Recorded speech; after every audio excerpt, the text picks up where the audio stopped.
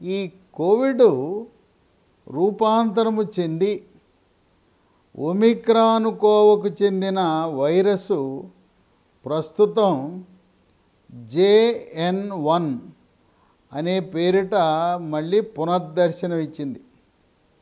అయితే ఇది ఒమిక్రాన్ కోవకు చెందినది కనుక మనం ఏమీ భయపడవలసిన అవసరం లేదు. మన దేశంలో అత్యధికంగా మరణాలు రెండవ వేవ్లో డెల్టా వైరస్ వల్ల మనకు ఎక్కువ నష్టం జరిగింది.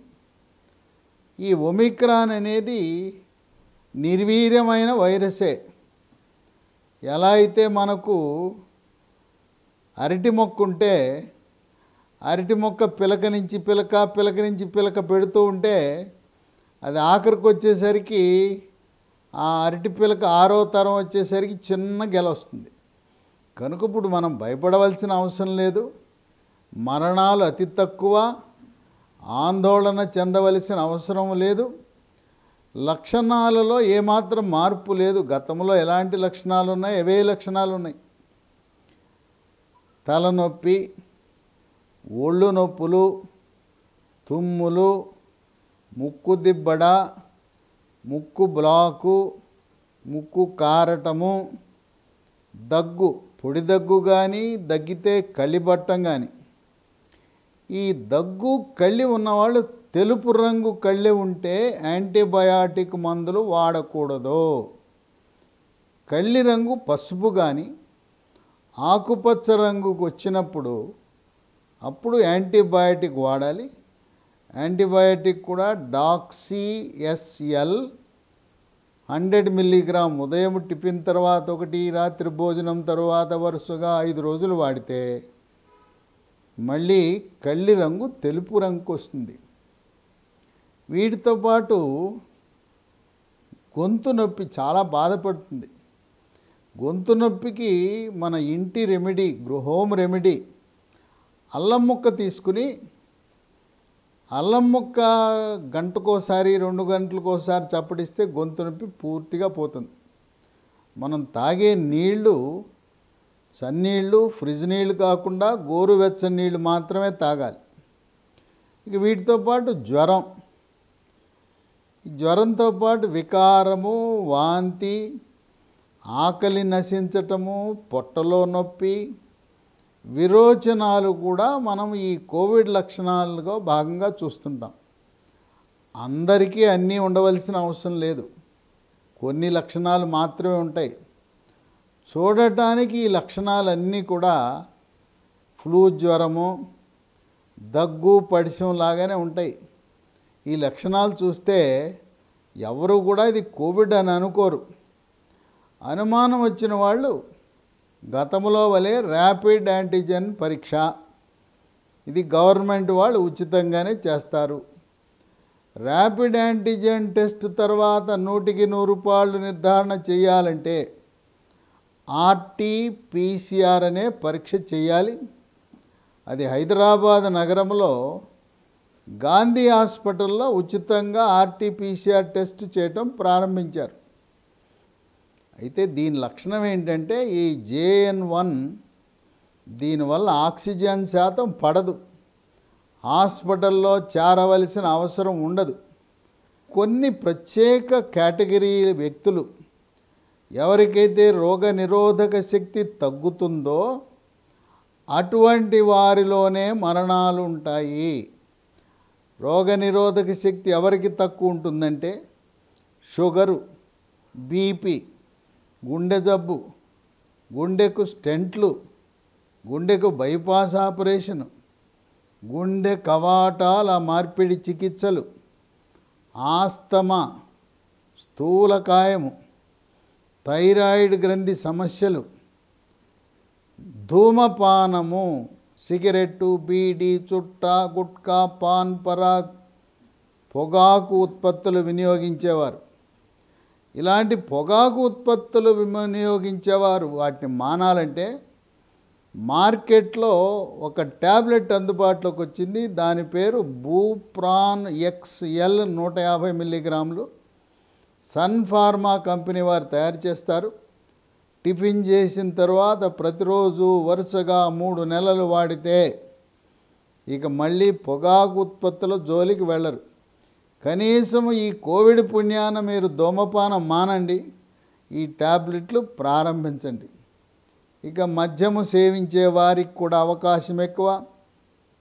దీర్ఘకాలికంగా స్టీరాయిడ్ మందులు వాడుతున్నవారు, కిడ్నీ మూత్రపిండ సమస్యలు, రక్తంలో క్రియాటినిన్ పెరిగినవారు, మూత్రపిండాల మార్పిడి చికిత్సలు చేసినవారు, అధికంగా రోగనిరోధక శక్తి అతి తక్కువ ఉండేది వృద్ధులకు, చంటి పిల్లలకి, అలాగే టీబీ, ఎయిడ్స్, క్యాన్సర్కి పెద్ద ఆపరేషను లేదా రేడియేషను, కీమోథెరపీ తీసుకున్న వారికి రోగనిరోధక శక్తి తక్కువ ఉంటుంది.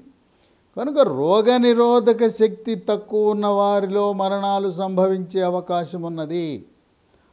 ఆరోగ్యవంతులకు ఇది పెద్దగా ఇబ్బంది పెట్టదు.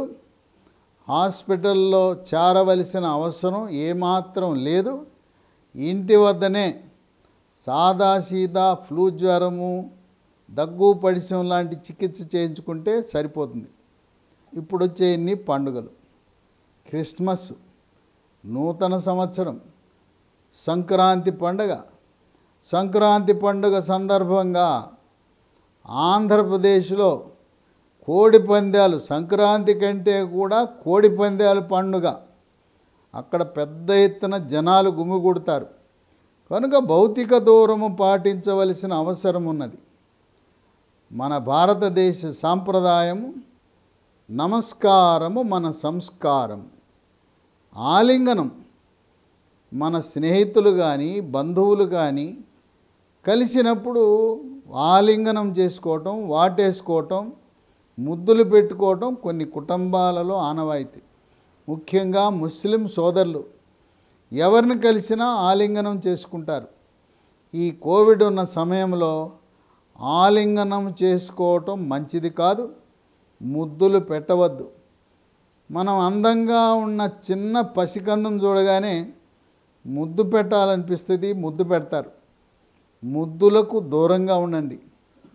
ఎవరైనా కలిస్తే మనం కరచాలనం, షేక్ హ్యాండ్ చేస్తాం, అది కూడా మంచిది కాదు. కరచాలనము ద్వారా ఒకరి నుంచి ఒకరికి క్రిములు అంటుతాయి.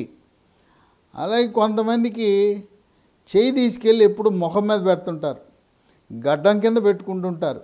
ఇంకా కొంతమంది వేలు ముక్కులు పెట్టి తిప్పుతుంటారు. చెయ్యి ముఖం మీదకి వెళ్ళకూడదు. ఎందుకంటే చేతి వేళ్ళ నుంచే ఈ క్రిములు ముక్కు ద్వారా శ్వాసకోశములోకి ప్రవేశిస్తాయి. మద్యపానము, ధూమపానం అలవాటుని చేతులు కడుక్కోవాలి. అలాగే మాస్కులు ధరించడం మానేసాం మనం, అలవాటు తప్పింది. మళ్ళీ మాస్కులు ధరించక తప్పదు, ధరించాలి తప్పనిసరిగా. ఇక ప్రయాణాలకు వస్తే స్వదేశీ విదేశీ ప్రయాణాలను వాయిదా వేసుకోండి. అలాగే దేవాలయాలకు వెళ్ళినప్పుడు, చర్చి మసీదులకు వెళ్ళినప్పుడు భౌతిక దూరము తప్పనిసరిగా పాటించండి. చేతులు సబ్బుతో కానీ శానిటైజర్తో కానీ కడుక్కోవటం వల్ల ఈ వైరస్లు మరణిస్తాయి. అయితే మనకి రోగనిరోధక శక్తి పెంచుకోవటానికి గ్రామీణ ప్రాంతాలలో ఎక్కడ పడితే అక్కడ దొరికే గట్ల మీద, మరి రోడ్ల పక్కన ఎక్కడ పడితే అక్కడ దొరికే తిప్పతీగ మొక్క ఉంటే ఉదయం 1 కానీ 2 కానీ తిప్పతీగ ఆకులు, రాత్రి 1-2 తిప్పతీగ ఆకులు నవిలితే మీ రోగనిరోధక శక్తి పెరుగుతుంది. ఈ తిప్పతీగనే ఆయుర్వేద ఔషధాల తయారీలో వినియోగిస్తారు. డాబర్ కంపెనీ వాళ్ళు తయారు చేసే చ్యవన్ప్రాష్ ఉంటుంది. ఉదయం 1 స్పూను, రాత్రి 1 స్పూను దీన్ని తీసుకోవటం ద్వారా రోగ నిరోధక శక్తి బాగా పెరుగుతుంది. వీటితో పాటు పాలు, ఉదయం 1 పావు లీటరు, రాత్రి 1 పావు లీటర్ పాలలో చిటికెడు పసుపు, చిటికెడు మిరియాల పొడి, తాటి బెల్లం వేసుకుని తాగితే రోగ నిరోధక శక్తి పెరుగుతుంది.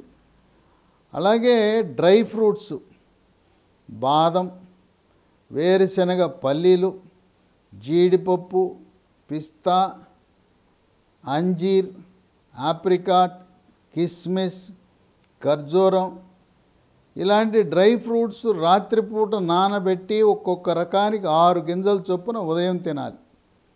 ఉదయాన మొలకలు, పెసలు, శనగలు, బొబ్బర్లు లాంటి మొలకలను తినటం వల్ల రోగ నిరోధక శక్తి పెరుగుతుంది.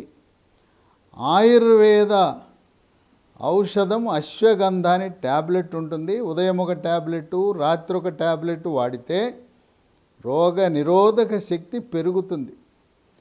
మనం ప్రతిరోజు ఉదయం ఒక అరగంట, సాయంత్రం ఒక అరగంట యోగా, ప్రాణాయామము, ధ్యానము, వ్యాయామము చేయటము ద్వారా రోగ నిరోధక శక్తి పెరగటమే కాక ఊపిరితిత్తులు బాగా పనిచేస్తాయి.